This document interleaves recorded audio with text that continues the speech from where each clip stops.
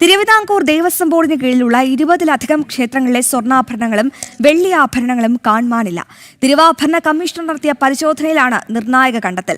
Neyyattinkara Devaswom assistant കമ്മീഷണറുടെ കീഴിലെ വിവിധ ക്ഷേത്രങ്ങളിലെ തിരുവാഭരണങ്ങളാണ് നഷ്ടപ്പെട്ടത്. നെയ്യാറ്റിൻകര ദേവസ്വം എസിക്ക് തിരുവാഭരണ കമ്മീഷണർ നൽകിയ റിപ്പോർട്ടിന്റെ പകർപ്പ് ജനം ടിവിക്ക് ലഭിച്ചു. ജനം ബ്രേക്കിംഗ്. 23/5/2026 നെയ്യാറ്റിൻകര അസിസ്റ്റന്റ് ദേവസ്വം കമ്മീഷണർക്ക് തിരുവാഭരണ കമ്മീഷണർ റിപ്പോർട്ട് നൽകിയത്.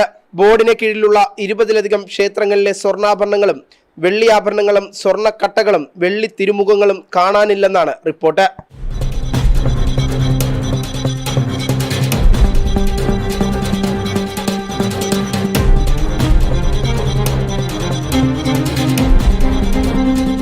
പാറശാല മഹാദേവർ ക്ഷേത്രത്തിലെ സ്വർണ്ണക്കട്ടി, മരിയങ്കര ക്ഷേത്രത്തിലെ സ്വർണ്ണമുദ്രപ്പൊതി, കേളേശ്വരം ക്ഷേത്രത്തിലെ സ്വർണ്ണഗോപി, കൂട്ടപ്പന ക്ഷേത്രത്തിലെ വീരചക്രം തുടങ്ങി 20ഓളം ക്ഷേത്രത്തിലെ സ്വർണ്ണാഭരണങ്ങളും വെള്ളി ആഭരണങ്ങളും തിരുമുഖവും കാണാനില്ലെന്നും റിപ്പോർട്ടിൽ വ്യക്തമാക്കുന്നു.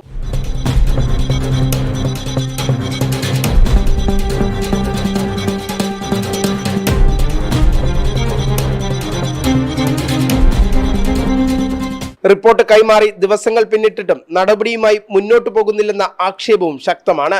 ശബരിമല കൊള്ളയ്ക്ക് സമാനമായ വൻ കൊള്ളയാണ് ദേവസ്വം ബോർഡിന് കീഴിൽ ഇവിടെയും നടന്നിരിക്കുന്നത്. വിവിനീഷ്, ജനം, തിരുവനന്തപുരം.